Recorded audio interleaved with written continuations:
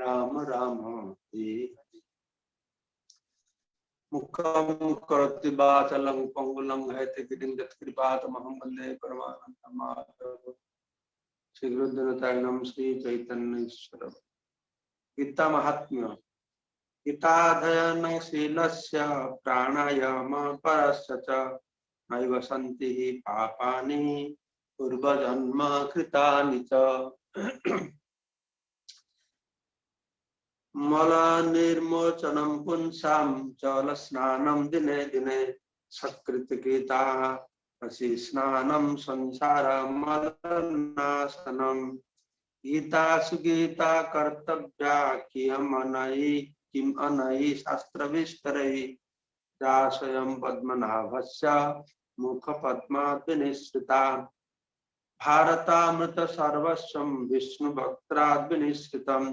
गीता गंगोदकं पीत्वा पुनर्जन्म न विद्यते। सर्वोपनिषदो गावो दुग्धा गोपालनंदन पार्थवस्य सुधीर्भोक्ता दुग्धं गीतामृतं महत्। एक शास्त्रं देवकी पुत्र गीतम् एक देव देवकी पुत्र एव। एक मंत्रस्तस्य नमानि जानि कर्माप्यकं तस्य देवस्य सेवा। हरे कृष्णा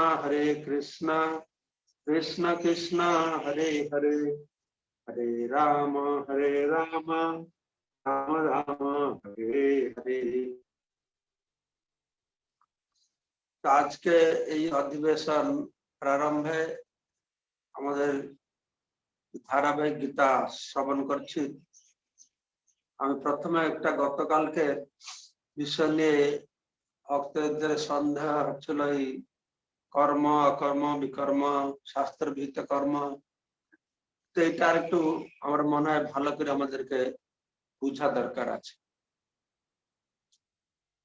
তারপর যে ভগবান কৃষ্ণ এমনি বলছেন কর্ম না গহনা গতি।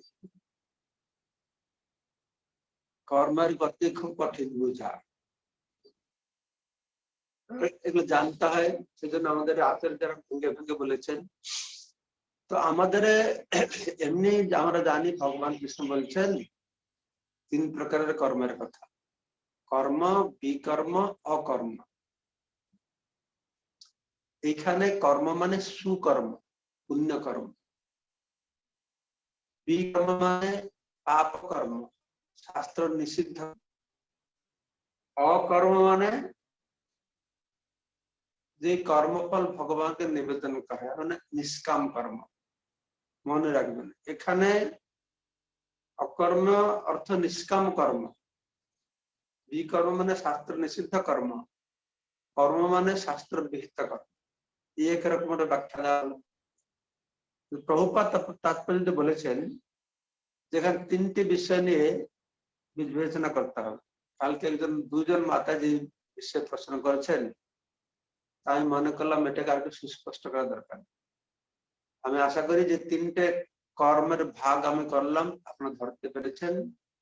কর্ম বিকর্ম অকর্ম, সুকর্ম কুকর্ম নিষ্কাম কর্ম, শাস্ত্র বিহিত কর্ম শাস্ত্র নিষিদ্ধ কর্ম, ভগবত অর্পিত কর্ম। ঠিক আছে? তো প্রভুপাদ এখন বলছেন তিন প্রকারের কর্ম কি না, শাস্ত্র নির্ধারিত কর্তব্য কর্ম, বিকর্মকে খেয়াল খুশি মতন কর্ম করেছেন লিখেছেন, অর্থাৎ আমার মন মানি কাজ কর্ম, কোন শাস্ত্র নির্দেশ গুরু নির্দেশ অনুসারে কর্ম অনুসারে। আরেকটা শব্দ ব্যবহার হচ্ছে 3 নম্বর যে নৈষ্কর্ম্য। এই নৈষ্কর্মকে ভুল করে নিষ্কাম কর্ম বলে মনে করবেন। এখানে 3 প্রকারের ব্যাখ্যা দেওয়া হয়েছে। নৈষ্কর্ম মানে অকর্মা, এটা হচ্ছে অকর্ম, এটা হচ্ছে অকর্মা। অকর্ম মানে যে কর্মের ফলটা ভগবানকে দেওয়া হয়, অকর্ম। অকর্মা বা নৈষ্কাম্য মানে কাম দাম না কর, কাজ টাজ না করে বসে, নৈষ্কর্ম বলে এখানে বলা হচ্ছে। তো এই শাস্ত্র বিহিত কর্ম, এই কর্তব্য কর্ম, তো এই 3 প্রকার ভাগ করা হলো। তো ভগবান বলছেন আমাদের জগতে যারা কর্তব্য কর্ম বলে মনে করে কাজগুলো করে, সেগুলো তো জগৎ বন্ধন করে। জাগতিক বদ্ধ অবস্থায় কর্ম, প্রকৃতিক গুণ অনুসারে মানুষ কাজ করছে। তো যেটা বিকর্ম কি মানে শাস্ত্র, তারপরে হচ্ছে শাস্ত্র বিহিত কর্ম হতে পারে, সেটা কিন্তু প্রকৃতির গুণের মধ্যে হতে পারে। যেরকম বেদে শাস্ত্র বিহিত কথা বলা হয়েছে, কিন্তু প্রকৃতির গুণের কথাই বলা হয়েছে, ঠিক আছে। তারপরে নিষ্কর্ম মানে কোনো কাজকর্ম না করে। তো অর্জুনকে ভগবান বলছেন তুমি নিষ্কর্ম, ঠিক আছে। তো কর্তব্য কর্মকে প্রভুপাদ 3টে ভাগে বিভক্ত করেছে। এটা বিধিবদ্ধ কর্ম, সংকটকালীন কর্ম, আকাঙ্ক্ষিত কর্ম। এই বিধিবদ্ধ কর্মটা হচ্ছে মানে বিধিবিধান মেনে, বিধিবিধানকে মেনে কোনো যদি কাজ করা হয়, সেখানে বলা হচ্ছে যদি কর্মের ফল আশা না করে কেউ কাজ করে, তাকে সত্যগুণের কর্ম বলে বর্ণনা করা হয়েছে। তো কেননা ফলের আশা করে যে কর্ম করবে সেটি বন্ধনের কারণ হবে, তাই সেটা অশুভ কর্ম হবে। শুভ কর্ম আর অশুভ কর্ম, পুণ্য কর্ম, পাপ কর্ম, ঠিক আছে। যদি ফলের আকাঙ্ক্ষিত কর্ম, ফল আকাঙ্ক্ষা করে কর্ম করবে, বন্ধনের পড়বে, সেটা তো কর্তব্য কর্ম করছে, ফল আকাঙ্ক্ষা করে করছে। আর সত্য গুণের হবে কি করা কর্তব্য আমি করছি, বাস কর্তব্য বোধ আমি করছি, কি ফল পাবো না পাবো সেই চিন্তা করছি। প্রথমটা বিধিবদ্ধ কর্ম, মানে কর্তব্য কর্ম বিধিবিধান মানে আমি করে যাচ্ছি, বা গৃহস্থ ধর্ম আমি পালন করছি। আর শেষেরটা হচ্ছে কি না আকাঙ্ক্ষিত কর্ম, কিছু ফল আশা করি করবে। মাঝে মাঝে সংকটকালীন কর্ম, মানে বিপদের সময় যে কর্মটা করা হয়, এটা প্রভুপাদ তার বর্ণনা করেননি, কিন্তু এরকম আছে, বিভিন্ন রকমের ধর্ম আছে। তার ভিতরে একটা হচ্ছে আপৎকালীন ধর্ম। আপৎকালীন ধর্মটা মানে বিপদে পড়ে, তখন হয়তো করা কথা না সেটা করো, বিপদকালীন কর্ম। সংক্ষেপে আমি বললাম। তো কালকে আমরা 50 নম্বর 51 নম্বর শ্লোক পর্যন্ত পাঠ করেছিলাম। কর্মজং বুদ্ধির্যুক্তা হি ফলং ত্যক্ত্বা মনীষিণঃ জন্মবন্ধ বিনির্মুক্তা পদম গচ্ছন্তি অনাময়ম। অনাময় শব্দের আমি বর্ণনা করেছিলাম দুঃখ দুর্দশা রহিত। দুঃখ দুর্দশা রহিত মানে ভৌতিক দুঃখ আর সুখ রহিত, কারণ ভৌতিক জগৎটাই হচ্ছে দুঃখ। কর্মজং ফলং ত্যক্ত্বা, কর্ম থেকে জাত যে ফল তাকে পরিত্যাগ করে, তার সঙ্গে বুদ্ধিযুক্ত হয়। যে কর্ম সঙ্গে বুদ্ধিযুক্ত হবে, তাহলে কি হবে না এটা কর্মের সঙ্গে বুদ্ধিযুক্ত হতে হবে। তো ভগবান বলেছেন আগে কিভাবে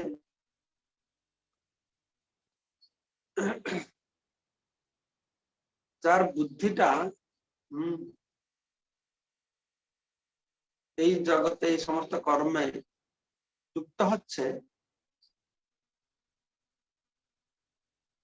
কিন্তু কোন ফলের প্রতি আসক্ত না হয়, সেখানে বর্ণনা করা হচ্ছে। জন্মবন্ধ বিনির্মুক্তা, সেটাই জন্মবন্ধের মুক্ত করে। যদা তে মোহ কল্লিলং বুদ্ধির ব্যতীতরিষ্যতি। 6টা তামসিক গুণের, 6টা রাজস্বিক উপাসনা, 6টা সাত্বিক উপাসনা রয়েছে। আমাদের শ্রুতি শাস্ত্রের মধ্যে কর্মকাণ্ড রয়েছে, জ্ঞানকাণ্ড রয়েছে, বিভিন্ন পন্থা রয়েছে। তো বিভিন্ন পন্থা রয়েছে বিভিন্ন স্তরের মানুষকে আস্তে আস্তে উপরে উঠাবার জন্য, তমগুণের মানুষ আছে, রজগুণের মানুষ আছে, সত্যগুণের মানুষ আছে। প্রতিটি মানুষের জন্য বিভিন্ন রকমের কথা শাস্ত্রে বলা হয়েছে। এই বিভিন্ন রকমের কথা বলা হয়েছে বলে শুনে মানুষের বিভ্রান্ত হয়েছে, কোনটা করবো কোনটা করবো না, কোনটা ঠিক কোনটা ভুল। ঠিক আছে, তো সেই জন্য বলা আছে শ্রুতি বিভিন্ন ঋষির মত, নানা মুনির নানা মত, শাস্ত্রে বিভিন্ন কথা বলা হয়েছে। তো কি করা যাবে না, ধর্ম তত্ত্ব নিহিত মহাজন, মহাজনেরা যে সিদ্ধান্ত দেবে, কেননা মহাজনেরা গোস্বামীরা তারা আগে থেকে সবকিছু শাস্ত্র ভালো করে অনুধাবন করছে। আমি যদি বেদ কি বলছি, ঠিক আছে, আমি বেদের কর্মকাণ্ডটা পড়লাম, তাহলে বেদ কি বলছে, কর্মকাণ্ডই বলছে, এইটুকু জানি। কিন্তু যে বেদটা পুরা অধ্যয়ন করেছে আগে থেকে, সে কর্মকাণ্ড জানে, জ্ঞানকাণ্ড জানে, উপাসনা জানে, বেদের মধ্যে অন্তর্নিহিত তত্ত্বের যে ভক্তি সেটাকে জানে, তার কাছ থেকে যদি আমি শুনি, হ্যাঁ, কেননা তার হৃদয় রূপক গুফার মধ্যে ধর্ম তত্ত্ব নিহিত গুহায় ধর্মের তত্ত্ব রয়েছে। কেননা তারা নানা শাস্ত্র বিচারণৈক নিপুণ সদ্ধর্ম সংস্থা, নানা শাস্ত্র বিচার করেছে, অধ্যয়ন করেছে, সদ্ধর্মটা আমাদের হাতে। সেই জন্য এই শ্লোকে বলছেন ভগবান যে শ্রুতিবি প্রতিপন্না তে যথাস্থাস্যতি নিশ্চলা নিশ্চলা সমাধ অচল বুদ্ধি তদা যোগম অবাপসে। অচল বুদ্ধিটা কখন প্রাপ্ত হবে না, যখন এই শ্রুতিবি প্রতিপন্না, শ্রুতি শাস্ত্র, শ্রুতি শাস্ত্র কাকে বলা আছে, বেদকে বলা আছে শ্রুতি শাস্ত্র। আগে শুনে শুনে এটাকে মনে রাখতে হবে, তাই বেদকে বলা হলো শ্রুতি শাস্ত্র। এই শ্রুতি শাস্ত্রে বিপ্রতিপন্না শ্রুতি শাস্ত্রতে যে কর্মকাণ্ড সম্পর্কে বর্ণনা করা হয়েছে, এই কর্মকাণ্ডের দ্বারা প্রভাবিত না হয়। প্রথম থেকে বলা হলো না, প্রথম থেকে ভগবান বলছেন ব্যবসায়িক বুদ্ধি একহ কুরুনন্দন, এক ফোকাস থাকবে। কিন্তু বেদে তো একে পূজা করো, একটু পূজা করো, এই কর্ম করো, সে কর্ম করো, এই যজ্ঞ করো, উদ্ধিত করো, এটা পাবে সেটা বলেছে, তো মন বিক্ষিপ্ত হচ্ছে। তো এখানে বলা হচ্ছে বিপ্রতিপন্না, মানে শ্রুতি এই কর্মকাণ্ডের যে বিভিন্ন প্রকার কথা বলা হয়েছে তাতে প্রভাবিত না হয়, স্থির ভাবে থাকবে, সে বিচলিত হবে না, বেদের মনোমিলনীয় কথা শুনে বিচলিত হবে না। সমাধি অচলা বুদ্ধি, তাকে বলা হচ্ছে অচলা বুদ্ধি। অচলা বুদ্ধি বলা হচ্ছে, ব্যবসায়িক বুদ্ধি বলা হয়েছে, হ্যাঁ, তারপরে স্থিতপ্রজ্ঞ কথা বলা হবে। এটাকে অচলা বুদ্ধির কথা ভগবান বলছেন। তখন তুমি কি করবে না, দিব্য চেতনায় উন্নীত হবে। যখন এইভাবে বেদে মন বিক্ষিপ্তকারী কর্মকাণ্ডের শিক্ষা দ্বারা প্রভাব থেকে মুক্ত হবে, তখন তোমার মনটা স্থির হবে। আগে আমরা শুনেছি কিভাবে পরম ব্রহ্মতে সে মনকে স্থির করে। এইখানে অচলা বুদ্ধি দিয়ে ভগবান তার কথা শেষ করেছে। শুরু করেছেন ব্যবসায়িক বুদ্ধি একহ পূর্ণতা, আর কনক্লুশন কি বলছেন, সমাধি অচলা বুদ্ধি, সমাধিস্থ হবে। সমাধিস্থ মানে ভগবান কৃষ্ণতে মন নিবিষ্ট থাকবে, সেটাকে অচলা বুদ্ধি বলে বলেছে। তো এইভাবে ভগবান কৃষ্ণ ব্যবসায়িক বুদ্ধি যোগ, নিষ্কাম কর্ম কিভাবে করতে হবে, বুদ্ধি দিয়ে ভগবানকে অর্পণ করতে হবে, এইসব কথা বর্ণনা করেছে। এইসব কথা শুনে এখন অর্জুনের প্রশ্ন আসে। এই অর্জুনের এটা প্রথম প্রশ্ন। তার প্রশ্নটা হচ্ছে স্থিতপ্রজ্ঞ কা ভাষা সমাধিস্থ কেশব স্থিতধি কিং প্রভাসেত কিম আসিত ব্রজেত কিম। 4টে প্রশ্ন দেখুন, এই শ্লোক দিকে দেখুন সবাই। স্থিত প্রজ্ঞ, স্থিত প্রজ্ঞ মানে কি? এই যে অচলা, স্থিত মানে স্থির, প্রজ্ঞা মানে বুদ্ধি। একই জিনিসটাকে বিভিন্ন শব্দে ভগবান গীতা বর্ণনা করেছেন। ভগবান বলছেন ব্যবসায়িক বুদ্ধি, অচলা বুদ্ধি, স্থির বুদ্ধি। তো সেটাকে ধরে অর্জুন বলছে স্থিত প্রজ্ঞ। স্থিত প্রজ্ঞ মানে অবিচলিত বুদ্ধি, তাই না? অচলা বুদ্ধি, ঠিক আছে। তো অচলা বুদ্ধি স্থিত প্রজ্ঞ সে কা ভাষা, যে সমাধিস্থ হয়েছে, স্থিত প্রজ্ঞ হয়েছে, কা ভাষা? স্থিত ধি, ধি মানে বুদ্ধি, স্থিত ধি, তার বুদ্ধি স্থির হয়েছে, অবিচলিত হয়েছে। কিং প্রভাসতে, কিম আসিত, কিম ব্রজে, ব্রজেত কিম। তো 4টে প্রশ্ন করা হয়েছে। এইখানে দেখবেন আমরা কিভাবে বিভ্রান্ত হতে পারি যদি পূর্ব আচার্যদের অনুসরণ করে আমরা গীতা অধ্যয়ন না করি। কি বুঝবে স্থিত প্রজ্ঞটা কি, কা ভাষা, মানে তার ভাষাটা কোন, কি ভাষা, কা ভাষা? স্থিত প্রজ্ঞরা কোন ভাষায় কথা বলে? বাংলা বলে, উড়িয়া বলে, ইংলিশ বলে, না সংস্কৃত বলে? আমি এটাই বুঝবো তোর ভাষাটা কি। স্থিতধি কিম প্রভাসেত, তিনি কি রকম কথা বলেন? তিনি কি তোতলা মতন কথা বলেন? তিনি কি ধীর হয়ে কথা বলেন, উগ্র হয়ে কথা বলেন, চেঁচিয়ে চেঁচিয়ে কথা বলেন? আমি এটাই বুঝবো, ঠিক আছে। কিম আসিত, তিনি কি বসেন? তিনি পা লম্বিয়ে বসেন, বাবু আসনে বসেন, না মাথাটা নিচু করে পাটা উপরে করে বসেন? সাধারণ অর্থে এটা বুঝবো না। কিম আসিত, কিভাবে বসেন? ব্রজেত কিম, তিনি কিভাবে হাঁটেন? সে চলেন তিনি খুঁড়িয়ে খুঁড়িয়ে হাঁটেন, লেংড়া মতন হাঁটেন, না দৌড়ে দৌড়ে হাঁটেন, আস্তে আস্তে হাঁটেন, না জোরে জোরে হাঁটেন? প্রশ্নটাকে আমরা বুঝবো এরকম, কিন্তু আসলে সম্পূর্ণ আলাদা। সেজন্য যখন আমরা এই শ্লোকটি পড়ে তার পরবর্তী উত্তরগুলো ভগবান দেবেন, আমরা কি করে বুঝতে পারবো? এইভাবে বুঝতে হবে। প্রথম বুঝতে হবে স্থিত প্রজ্ঞ কা ভাষা। কা ভাষা মানে কি? স্থিত প্রজ্ঞার এখানে ভাষা শব্দটা ভালো করে শোনো। ভাষা মানে মানে খ্রিস্টবর্গ মানে কিভাবে কথা, কোন ভাষায় কথা বলে তা না। কা ভাষা, ভাষা মানে স্থিত প্রজ্ঞকে আমরা কিভাবে বর্ণনা করতে পারি, তার লক্ষণ, তার গুণাবলী কি, কা ভাষা শব্দের অর্থ সেটা।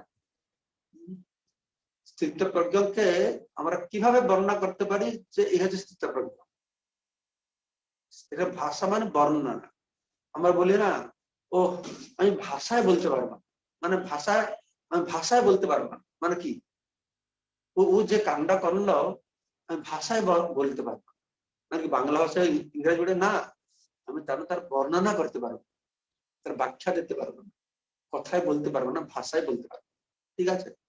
তো ভাষা মানে বাংলা ওড়িয়া এই ভাষা নয়, ভাষা মানে কথা বলাও নয়, ঠিক আছে। ভাষা মানে বর্ণনা। কিসের বর্ণনা? তার গুণ আর লক্ষণের বর্ণনা। এতক্ষণ তো ভগবান কৃষ্ণ বললেন যে অচলা বুদ্ধিটা ব্যাপারটা কি, ব্যাপারটা বুঝিয়েছেন যে সেই সমাধিস্থ হয়, অচলা বুদ্ধি, স্থিতপ্রজ্ঞ, স্থিতধি, এই স্তরে উত্তীর্ণ হয়েছে, তার লক্ষণ, তার গুণাবলী কি? প্রথম প্রশ্ন, ঠিক আছে। তো দ্বিতীয় প্রশ্নটা কি না, কিং প্রভাসতে, তিনি কিরকম কথা বলেন? তিনি কিরকম কথা বলেন মানে তোতলা মতন কথা বলে কি জোরে কথা বলে, আস্তে কথা, সেটা না। সেটা আমরা পরবর্তী শ্লোকে ভগবান তার উত্তর দেবে, বুঝতে পারবো। ভগবান অর্জুন জিজ্ঞেস করছেন যারা স্থিতধি তাদেরকে যদি গালাগালি দিল, তারা কিরকম রিয়াকশন করে, কথা বলে, তাকে কি বলেন? দেখো প্রশংসা করলো, তা কি বলবে? তারা খুব দুঃখে পড়িয়াছে, তারা কি বলবে? তারা সুখে পড়িয়াছে, কি বলবে, এই হচ্ছে কথা, এটা মনে রাখবে। সুখে পড়লে কি বলবে, দুঃখে পড়লে কি বলবে, গালি দিলে কি বলবে, প্রশংসা করলে কি বলবে, কিম প্রভাসতে, তার কিরকম কথা বলবে, কোথায় কথা বললে কোথায় কথা বললেন। হ্যাঁ, আর সে কথা বলাটা আবার দুই প্রকারের, মনে রাখবেন, দুই প্রকারের। কিরকম কথা বলে না, নিজেকে কথা বলে আর অপরকে বলে। নিজের দুঃখে পড়লে নিজেকে কি বলে বুঝায়, নিজের সুখে পারলে নিজেকে কি বলে বুঝাবে, পরকে কি বলে বুঝায়, বাইরে কি বলে ভিতরে কি বলে। এটা হচ্ছে কিম প্রভাস, কিম আসিত, কিরকম বসে। কিরকম বসেন মানে বাবু আসনে বসে আছে না পাল লম্বি বসে আছে সেটা না, কিম বস, কিম আসিত মানে কিভাবে তার আসিত মানে বসিয়ে রাখা, স্থিত হয়ে থাকা। আসিত মানে বসা, মানে কিরকম তার ইন্দ্রিয় গুলো বসিয়ে রাখে, ইন্দ্রিয় গুলিকে ধরে রাখে। ইন্দ্রিয় গুলি তো সবসময় পালাতে চেষ্টা করে, এর পিছনে ছুটবে তার পিছনে ছুটবে, একে বলছে না, তারা বসিয়ে রাখবে, অর্থাৎ তার বসীভূত করে রাখবে। এখানে কিম আসিত মানে আমি কিভাবে পদ্মাসনে বসে আছি না বাবু আসনে বসে, সেই আসন না। আসিত মানে কিভাবে বসেন, মানে কিভাবে বসেন মানে ইন্দ্রিয় গুলিকে কিভাবে বসীভূত করে এক জায়গায় বসিয়ে রাখে, কিভাবে তারা ইন্দ্রিয়কে পরিচালনা করে, কিভাবে ইন্দ্রিয়গুলি যে সবসময় বিশ্বের দৌড়ায় তাকে টেনে আবার তার জায়গায় বসে রাখে। হলো কিম আসিত। প্রজেক্ট কিম, প্রজেক্ট কিম মানে ইন্দ্রিয়গুলিকে কিভাবে বিভিন্ন কাজে ব্যবহার করে, প্রয়োজন অনুসারে কিভাবে সে ব্যবহার করে ইন্দ্রিয়গুলিকে, তার কায়দাটা কি, ইন্দ্রিয়কে ব্যবহার করছে, ইন্দ্রিয়কে কর্মে প্রবৃত্ত করাচ্ছে, কিন্তু কর্মফলের ভাগিদারি হচ্ছে না। কিরকম কর্ম করে তারা, ইন্দ্রিয়কে কিভাবে ব্যবহার করে, ইন্দ্রিয়কে কিভাবে এক জায়গায় বসিয়ে রাখে, সুখ দুঃখে কিরকম কথা বলে, এই চারটে জিনিস। ঠিক আছে, তো সে কথাই এখানে বর্ণনা করা হয়েছে। যারা আত্মাকে উপলব্ধি করতে পেরেছে, তারা নিষ্কাম কর্মযোগ বা বুদ্ধিযোগের মাধ্যমে তারা কি করে, তারা সমস্ত কর্মফলকে পরিত্যাগ করে, এইভাবে তারা জন্ম মুক্ত করে। ভালো কিভাবে আমরা ভগবান কৃষ্ণের কাছে অর্জুন প্রশ্ন করছেন যে লক্ষণ কি, কা ভাষা, লক্ষণ কি, স্থিত প্রজ্ঞ কা ভাষা। যে কয়েকটা জিনিস আমি আপনাদের কাছে আমার ভাষায় বর্ণনা করলাম। দেখুনি আজকের এই অধিবেশনে আর 5 মিনিট 7 মিনিট সময় আছে। তো এই ভগবত গীতায় এই প্রথম প্রশ্ন শুরু হল অর্জুনের। এইরকম ভগবত গীতায় 16টি জায়গায় অর্জুন প্রশ্ন করেছেন। আমি সেই শ্লোকের একটু শ্লোকটা প্রথম লাইনটা বলবো, শ্লোক নম্বরটা বলবো। আপনারা যারা অধ্যবসায় করতে চান গীতা বই দেখে এই 16টা প্রশ্ন খুঁজে বাইর করবেন। হ্যাঁ, এই 16টা প্রশ্নের উপরে ভগবান কৃষ্ণ গীতা জ্ঞান দিয়েছেন, আত্মজ্ঞান দিয়েছেন। তো সেটা কালকে যদি আপনাদের মধ্যে কেউ কষ্ট করে আমাদের হোয়াটসঅ্যাপ গ্রুপে দিয়ে দেবে, আরো ভালো হবে। তো প্রথম প্রশ্ন হচ্ছে, আজকের যে শ্লোকটি পাঠ হচ্ছে স্থিত প্রজ্ঞ কা ভাষা। তো এটা 2য় অধ্যায় 54 নম্বর শ্লোক। ঠিক আছে, 2য় অধ্যায় 54 নম্বর শ্লোক লেখে রাখেন, তারপরে আমার ক্লাস শুনে সেখান থেকে জানতে পারবেন। তো 2য় অধ্যায় একটা প্রশ্ন। ঠিক আছে, শ্লোক নম্বর 54। 3য় অধ্যায় প্রথম শ্লোকে প্রশ্ন করছে, কারণ 2য় অধ্যায়ের ব্যাখ্যাটা ভগবান অর্জুনের সুস্পষ্ট হচ্ছে না, সুস্পষ্ট হচ্ছে না। তাই কর্মশ্রেষ্ঠ না বুদ্ধি শ্রেষ্ঠ বুঝতে পারছে না, কারণ ভগবান হলো বুদ্ধি শ্রেষ্ঠ, বুদ্ধি কথা বলছে, বুদ্ধি কর্ম কি পার্থক্য বুঝতে পারছে না, ধরতে পারছে না। তো ভগবান আবার ভালো করে কর্ম কর্মযোগের সঙ্গে বুঝাতে হচ্ছে। তার প্রথম শ্লোকটা হচ্ছে কি যাসি চেত কর্ম নাস্তে, প্রথম শ্লোক, এটা হচ্ছে দ্বিতীয় প্রশ্ন। আর 3 নম্বর হচ্ছে তৃতীয় অধ্যায় 36 নম্বর শ্লোকে। 36 নম্বর শ্লোকে অর্জুন জিজ্ঞাসা করছেন যে অর্থ কেন প্রযুক্তয়ম পাপম চরতি পুরুষ, এটা প্রশ্ন উত্থাপন করে, খুব সুন্দর প্রশ্ন, আর ভগবানের উত্তর খুব দারুণ। তৃতীয় অধ্যায় 36 নম্বর শ্লোকে অর্থ কেন প্রযুক্তয়ম পাপম চরতি পুরুষ, 4 নম্বরটা চতুর্থ অধ্যায় 4 নম্বর শ্লোকে প্রশ্ন করা হয়েছে অপরম ভবত জন্ম পরম ভব, অপরম ভবত, আপনি তো যেমন অর্জুন বলছে, অর্জুনকে ভগবান কৃষ্ণ বলছেন যে আমি মিমম্ভূষিত যোগম প্রত্যবান মহাভব্যম বিভূষণ মনোপ্রাহ মনোরক্ষিত অপরবৃত্ত। অর্জুন মধ্যে প্রশ্ন এসছে আপনি তো আমার সঙ্গে কালকে জন্ম হয়েছেন, বিভূষণ তো কবে থেকে আছেন, তা আপনি কি তাকে জ্ঞান দিলেন? কার উত্তর ভগবান দেবেন? 4 নম্বর প্রশ্ন। এটি হচ্ছে চতুর্থ অধ্যায় 4 নম্বর শ্লোক। 4 নম্বর প্রশ্নটা হচ্ছে চতুর্থ অধ্যায় 4 নম্বর শ্লোক, মনে রাখতে অসুবিধা হবে না। তারপরে 5 নম্বর অধ্যায়, 5 অধ্যায়ের প্রথম আবার ভগবান কাছে কৃষ্ণ জিজ্ঞাসা করছে, এই পঞ্চম অধ্যায় দেখবেন একই জিনিস ঘুরে ফিরে অর্জুন জিজ্ঞেস করছে, সন্ন্যাসম কর্মনাম কৃষ্ণ, সন্ন্যাস এই কোন রাস্তাটা বড়, আমাদের কর্ম সন্ন্যাসটা ভালো না নিষ্কাম কর্মটা ভালো? আবার সেই 5 অধ্যায় 1 নম্বর ছিল, এটা হচ্ছে পঞ্চম প্রশ্ন। আর ষষ্ঠ প্রশ্ন হচ্ছে 6 নম্বর অধ্যায় 33 নম্বর শ্লোকে জয়ম যোগস্তয়া প্রক্ত। তো তখন অর্জুন বলছেন তোমার দ্বারা এই যে যোগ কথা বলা হয়েছে, আমার তো মন অস্থির, আমি তো এটা পারবো না। প্রশ্ন উত্থাপন করেছে কি হবে, কি ব্যাপার? এটা 6ষ্ঠ অধ্যায় 33 নম্বর শ্লোক বলা হচ্ছে। তারপরে 7 নম্বরে অয়তি শ্রদ্ধয়া পেত, তো যেখানে জিজ্ঞাসা করছেন এটা 6 নম্বর 6 অধ্যায় শ্লোক নম্বর 37। আগে 6 নম্বর প্রশ্ন ছিল 6 অধ্যায় শ্লোক নম্বর 33।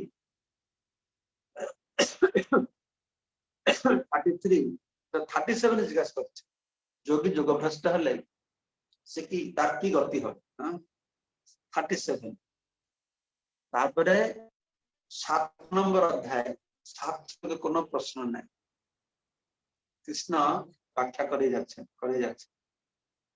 8 নম্বর অধ্যায় 8ম অধ্যায় প্রথম আর দ্বিতীয় শ্লোকে প্রশ্ন উত্থাপন করেছেন অর্জুন, কিম তৎ ব্রহ্ম কিম অধ্যাত্ম, ব্রহ্ম কি, কর্ম কি, অধ্যাত্ম কি, আদিভূত কি, আদিদৈব কি, আদিযজ্ঞ কি, মৃত্যুর সময় তোমাকে আমার কি জানতে পারবো? এটা হচ্ছে তার 8 নম্বর প্রশ্ন। 9 নম্বর অধ্যায় রাজবিদ্যা রাজগৃহম, শুধু ভগবান কৃষ্ণ স্তুতি করে দিচ্ছে, রাজবিদ্যা রাজগৃহম পবিত্র মধ্যমোত্তম, আর কোনো প্রশ্ন নাই। তো 10 নম্বর অধ্যায় 10 অধ্যায় 16 নম্বর শ্লোকে আবার প্রশ্ন করা হচ্ছে। এটা 9ম প্রশ্নটি হচ্ছে বক্তুম অহর্ষি অশেষ নাম, আমাকে অশেষ ভাবে বলুন আপনার বিভূতি সম্পর্কে, আমি শুনতে চাই, আবার বিভূতি শুনতে চাই, সে প্রশ্ন করছেন। তারপরে ভগবান তার বিভূতির কথা বলছেন।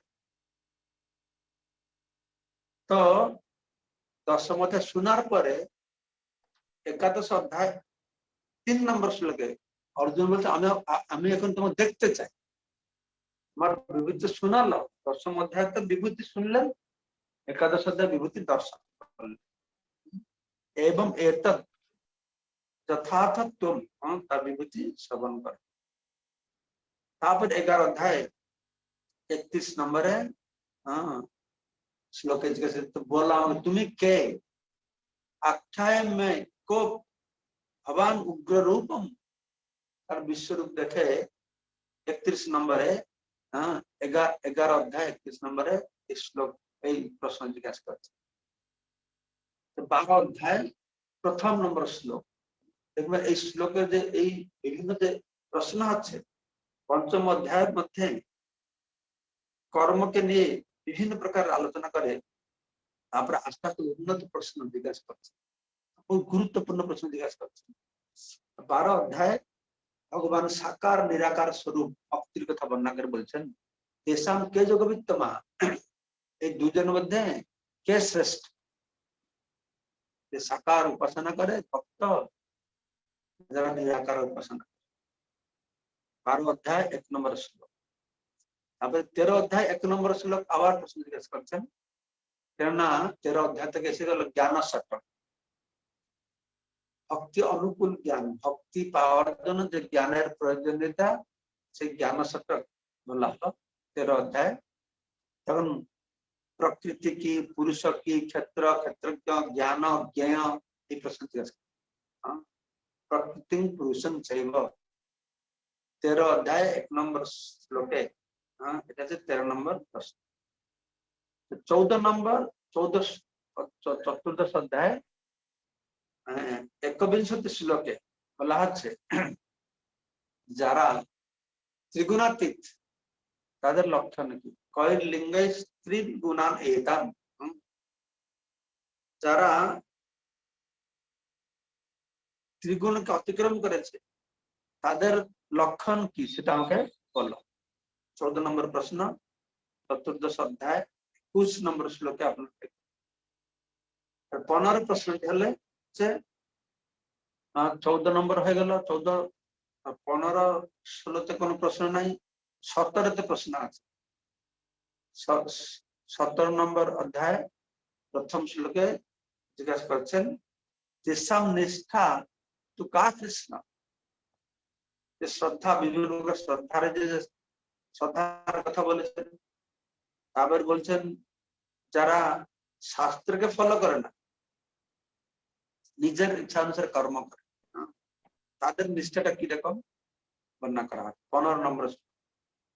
আর 16 নম্বর প্রশ্নটি হচ্ছে অর্জুনের শেষ প্রশ্ন, অষ্টাদশ অধ্যায় প্রথম প্রশ্নটি। অষ্টাদশ অধ্যায় প্রথম প্রশ্ন আছে, সন্ন্যাসস্য মহাবাহু, হে মহাবাহু, তো সন্ন্যাসের লক্ষ্য কি, উদ্দেশ্য কি, সন্ন্যাসনের উদ্দেশ্য এটি বলা হয়েছে। আমি এখানে আজকে ক্লাসটা শেষ করব।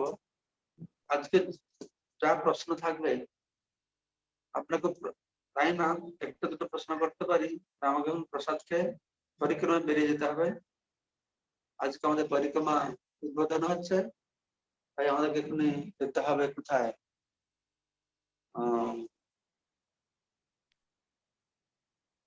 প্রশ্নগুলো গ্রুপে দেওয়া হয়েছে, হোয়াটসঅ্যাপ গ্রুপে। মহারাজ যে প্রশ্নগুলো বলছে হোয়াটসঅ্যাপ গ্রুপে দেওয়া হয়েছে, আপনারা ওখান থেকে পড়ে নিতে পারবেন। হোয়াটসঅ্যাপ গ্রুপে লিখে দিয়েছো আপনারা সব? হ্যাঁ মহারাজ। বাহ, ভালো তো, প্রম্পট রেডি। ঠিক আছে, একটা প্রশ্ন, মঙ্গলময় কৃষ্ণ প্রভু বলুন, আনমিউট করো, মঙ্গলময় কি বলতে চাইছেন? হরে কৃষ্ণ মহারাজ, দণ্ডবোধ প্রণাম। আমি শেষে বলে দিই। হ্যাঁ বলুন।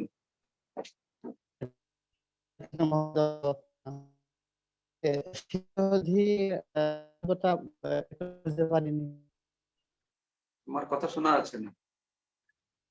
স্থিতধি কথাটা বুঝতে পারিনি। স্থিতধি, ধি মানে বুদ্ধি, স্থিত মানে স্থির। যার বুদ্ধি স্থির আছে, তার বুদ্ধি ব্যবসায়িক বুদ্ধি, এক এই দিকে দিকে বিচলিত হয় না, তার অচলা বুদ্ধি। স্থিতধি, ব্যবসায়িক বুদ্ধি, স্থিত প্রজ্ঞ, প্রজ্ঞ মানে বুদ্ধি, এগুলো সব একই জিনিস। যার বুদ্ধি, পরে ভগবান বলবে মত আশ্রিত মত পরহ, ভগবানতেই রয়েছে, মই অর্পিত মনোবুদ্ধি, তাকে বলে স্থিতধি। ঠিক আছে, স্থিতধি অবস্থায় গেলে সেই প্রকারের লোক কিরকম কথা বললে, কিরকম তারা ইন্দ্রিয়কে সংযম করে ইন্দ্রিয়কে বসিয়ে রাখে, কিরকম ইন্দ্রিয়কে পরিচালনা করে, এটা বই। ঠিক আছে, ঠিক আছে, সবাইকে অশেষ ধন্যবাদ আজকের এই আমাদের হরি নামামৃত গীতামৃত স্নান অনুষ্ঠানে যোগদান করার জন্য। আজকে আমার ফেসবুকে মায়াপুর টিভিতে এবং পরিক্রমা সম্পর্কে যোগপীঠের ভক্তরা গিয়েছেন, মায়াপুর টিভি চলছে, আপনারা শুনবেন। আমি এখন সেখানে যাব, কালকে থেকে পরিক্রমা শুরু হবে, পরিক্রমাও আপনার বিভিন্ন কথা শ্রবণ করতে পারবেন। আজকের আমাদের আলোচনা আমরা এখানে শেষ করছি, আপনাদেরকে অশেষ অশেষ ধন্যবাদ। বাঞ্ছা কল্পতরুভশ্চ কৃপা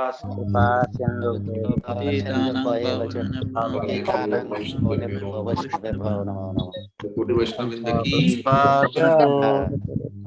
কি জয় শিল প্রভুপাদ।